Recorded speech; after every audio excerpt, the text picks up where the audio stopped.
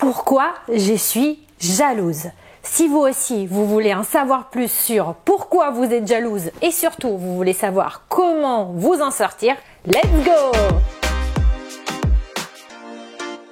Hello, moi c'est Aurora, je suis prof d'empowerment au féminin, je suis italienne et ma mission c'est d'aider les working girls à devenir des vraies girl boss. La jalousie est présente partout, que vous soyez victime de jalousie ou que vous êtes, vous, les jalouses, c'est quand même un fléau, c'est quelque chose qui peut aussi faire vivre dans le mal-être. Aujourd'hui, si nous sommes ici, c'est pour déjà découvrir pourquoi on est jalouse, comprendre qu'est-ce que c'est la jalousie, quelles en sont les conséquences et rester surtout jusqu'au bout car je vais aussi vous donner les clés pour vous en sortir. Quelle est la définition de jalousie? C'est un sentiment fondé sur le désir de posséder la personne aimée ou aussi des choses plus matérielles comme par exemple une augmentation, une évolution de poste ou quelque chose de vraiment très concret, fondé aussi sur la crainte de le perdre vis-à-vis d'un ou d'une rivale. C'est aussi une énergie négative qui nous motive à vouloir tout contrôler et parfois même jusqu'à en devenir menaçante. Quand on est jalouse, on trouve tout le temps la faute dans l'autre. Notre jalousie, c'est comme si ça ne venait pas de nous parce que c'est nous, mais ça venait toujours du comportement que l'autre a et qui donc justifie le fait qu'on soit jalouse. Quelles sont les causes de la jalousie ? La première cause de la jalousie, c'est le manque de confiance en soi. Comment, si nous-mêmes, nous ne faisons pas confiance dans notre personne, comment on peut faire confiance à quelqu'un d'autre? Tout vraiment à origine en nous-mêmes. Quand on n'a pas confiance en nous-mêmes, forcément, on n'a pas de sentiment de sécurité et donc on cherche constamment l'approbation de l'autre. On cherche à être reconnu par l'autre. À partir du moment où cette personne ne nous donne pas, ne nous reconnaît pas ce qu'on pense mériter, on devient jaloux de cette personne et on lui en veut. C'est un peu le syndrome de la stagiaire. Je ne sais pas si vous aussi, quand vous étiez plus jeune ou même maintenant, si vous êtes stagiaire, vous êtes aux premières armes ou en tout cas vous étiez aux premières armes et vous n'aviez pas beaucoup d'expérience. Donc, vous attendiez constamment la reconnaissance de votre chef pour qu'elle vous dise que oui, vous étiez sur la bonne route et que vous faisiez bien les choses. Si par contre, cette reconnaissance tardait à venir, en tout cas, c'était vraiment mon cas quand j'étais au départ stagiaire, j'imaginais faire exactement les choses comme il fallait et j'attendais que ma chef me dise « Waouh, c'est génial, t'es trop balèze, etc. » Et quand cette reconnaissance ne venait pas, je lui en voulais à mort à ma chef parce que je trouvais que je bossais pour rien. Je disais, elle ne reconnaît pas mon travail, etc. Je lui en voulais et en plus, j'étais jalouse d'elle parce que je ne comprenais pas pourquoi elle était à sa place. Donc ça peut arriver avec des collègues, ça peut arriver aussi avec notre chef au travail et ça peut aussi arriver avec, par exemple, des amis auxquels on pense donner beaucoup sans jamais que ces mêmes personnes soient là quand nous, on pense avoir besoin d'elles. La deuxième raison qui fait qu'on soit absolument jalouse, c'est le manque d'estime de soi. Estime de soi, ça veut dire quoi? Ça veut dire notre valeur, estimer notre propre valeur. Quand on pense qu'on n'est pas à la hauteur de nos propres standards, c'est là qu'il y a un problème et c'est là que la jalousie s'installe. Comme on pense de ne jamais être à la hauteur, la conséquence c'est qu'on n'est pas sûr de nous et comme on n'est pas sûr de nous, on commence à se comparer aux autres et on a toujours l'impression que les autres aient une valeur supérieure à la nôtre. On va commencer à voir ce que les autres ont, que nous, on aimerait bien aussi avoir, qu'on n'a pas actuellement, qu'on pense qu'on n'aura jamais la valeur pour l'acquérir et donc on commence à le jalouser. Ça aussi, c'est quelque chose qui m'est arrivé. Quand j'ai démarré à travailler, il y avait une fille qui venait de Yves Saint Laurent. Comme moi, je voulais absolument travailler dans la mode et que je manquais d'études vraiment 100% mode parce que j'avais fait un master 2 de marketing international, donc je n'avais pas vraiment de formation mode. Le fait qu'elle ait déjà une formation mode et qu'en plus elle ait travaillé chez Yves Saint Laurent je me sentais inférieure à elle.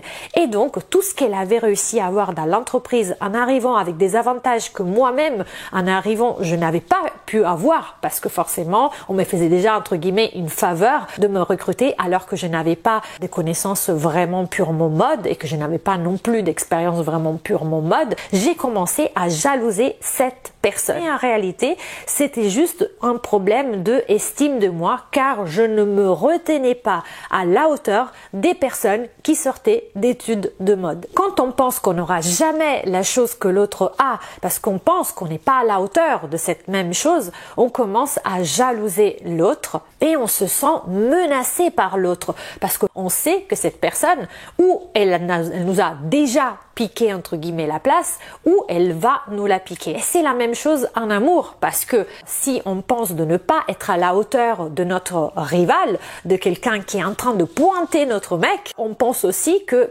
avant ou après, elle aura gain de cause parce que nous valons moins qu'elle. Vous voyez, c'est hyper vicieux. Voici pourquoi les autres filles nous paraissent comme des rivales. C'est encore une fois un problème d'estime de nous. On les voit comme rivales, on les voit comme menaçantes parce que ou elles ont déjà quelque chose qu'on aimerait bien avoir et on pense qu'on l'aura jamais parce qu'on s'estime ne pas être à la hauteur en réalité de ce qu'elles ont, ou on pense qu'on a quelque chose mais quelque part on a l'impression qu'on ne le mérite pas, donc on pense que cette personne forcément avant ou après elle va nous piquer ce qu'on a parce qu'en réalité nous-mêmes on ne s'estime pas à la hauteur de ce qu'on a actuellement. Ces deux raisons qui sont à la base, les fondations de la jalousie, qui sont le manque d'estime de soi et le manque de confiance en soi, font qu'on se sente complètement inadéquate, qu'on ne se sente pas à notre place, qu'on se sente toujours inférieur aux autres. Ça nous donne un énorme sentiment d'insécurité.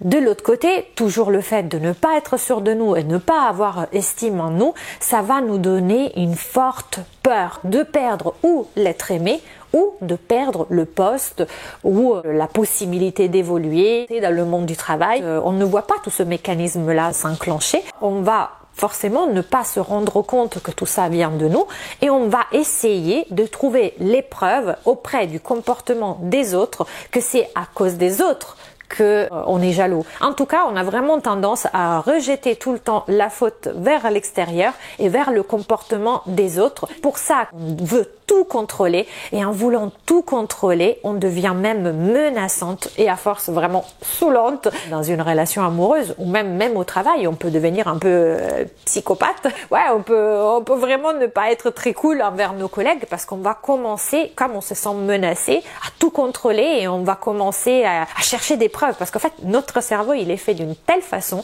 que quand il est convaincu d'une chose, il va à la chasse de toutes les preuves qui prouvent qu'on ait raison. Le cerveau humain n'aime pas avoir tort. Par exemple, dans une relation amoureuse, si vous êtes convaincu que votre mec est en train de faire des trucs chelous, vous allez regarder son portable et dès que vous trouvez un truc un peu de travers, je ne sais pas, une copine du lycée qui l'a contacté par Instagram pour lui dire qu'est-ce que tu deviens, direct, notre cerveau va dire voilà, je le savais, au fait, avec cette fille, il n'a jamais coupé les ponts et des choses comme ça. Dites-moi si ce n'est pas vrai. D'ailleurs, dites-moi dans les commentaires si à vous aussi ça vous est arrivé de croire que vous étiez jalouse à cause du comportement des autres. Vous êtes resté jusqu'à la fin, c'est super, je vous en remercie. D'ailleurs, appuyez sur la cloche pour ne rater les autres vidéos et abonnez-vous si c'est pas déjà fait. Ça me ferait super plaisir que vous fassiez aussi partie de cette communauté de Girl Boss. Et donc maintenant, je vais vous donner en tout cas les solutions que moi j'ai trouvées pour sortir de cet imbroglio. En italien, on dit imbroglio, qui est cette situation qui peut vraiment nous gâcher la vie et nous faire vivre dans le mal-être. La première chose à faire, c'est de comprendre que ça vient de nous, de se connaître soi-même. On en a déjà parlé dans d'autres vidéos, mais c'est vraiment essentiel. Donc, mettre en place ce dialogue interne pour comprendre quelles sont les raisons de notre jalousie. Les bonnes questions, c'est quoi? C'est par exemple, pourquoi on se compare aux autres? Pourquoi on ne peut pas déjà essayer de voir quelle est notre propre valeur intrinsèque? sans spécialement se comparer à quelqu'un d'autre. Parce que chacun d'entre nous, toi aussi, t'as ta propre valeur qui est là et qui personne pourra jamais t'enlever. Et ça, il faut que toi tu crois pour que les autres arrivent aussi à y croire. Si on est jalouse de quelqu'un, qu'est-ce qui est là, la personne que je jalouse, que moi je voudrais avoir et que je ne pense pas pouvoir avoir? Quelle est cette chose? Et là, gros dilemme, on va se rendre compte que très souvent, on ne sait pas exactement le définir. C'est très difficile parce que ça implique un travail sur nous-mêmes qui est la fixation d'objectifs très clairs pour vraiment savoir ce qu'on veut de notre vie. Une fois qu'on a compris la chose qu'on veut avoir, que ce soit un mec, mais surtout que ce soit un poste de travail, que ce soit un objet, une carrière, etc., il faudrait se poser la question sur quelles sont les actions que ces personnes qu'on jalouse ont mis en place pour arriver là où elles en sont aujourd'hui. Des actions donc ou des choses qu'elles ont faites que nous ne pensons pas pouvoir faire. Tu as aussi le droit de faire exactement les mêmes choses qui ont conduit au succès ces personnes que tu jalouses. Il faut pouvoir les identifier et surtout y travailler. Tu vas me dire, mais ouais, mais c'est pas super évident parce que je tourne en rond et je n'arrive pas à trouver par moi-même la solution. Quand vraiment tu n'arrives pas à t'auto-analyser,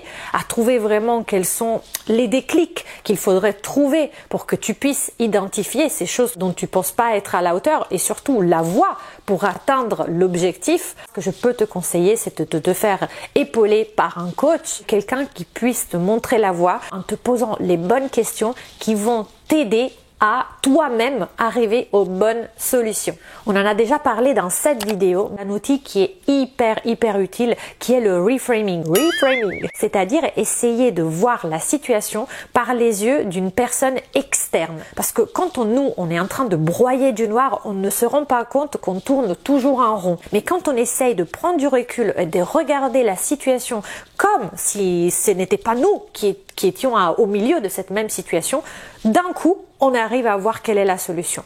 Si tu arrives à utiliser ce reframing, je te laisse la vidéo ici pour que tu puisses voir plus en détail de quoi il s'agit, c'est top. Si tu n'y arrives pas, essaye de te faire aider par un thérapeute, voire par un coach en développement personnel, un coach de vie. Après, un coach en séduction si c'est vraiment une question amoureuse qui te turlupine. Mais il faut vraiment que tu te fasses épauler par quelqu'un qui pourrait vraiment t'orienter vers la bonne voie. Là, nous avons vu vraiment quelle est la jalousie plutôt globalement. Nous avons analysé les causes et nous avons vu comment arriver petit à petit en posant les bonnes questions à résoudre la situation. Mais parfois, il y a aussi des choses qui sont vraiment propres à la jalousie dans le monde du travail. Si cette thématique t'intéresse, appuie sur la cloche pour ne rater la prochaine vidéo car on va vraiment analyser ensemble les cas les plus fréquents des jalousies au travail et comment t'en sortir exactement de ces cas-là pour que ta vie professionnelle puisse être la plus épanouie possible. Donc, si ça t'intéresse, abonne-toi. J'espère que cette vidéo t'aura plu. Si c'est le cas, mets-moi un pouce bleu pour m'encourager à produire des nouveaux contenus. D'ici là, je te fais un bacio et je te dis à la prossima.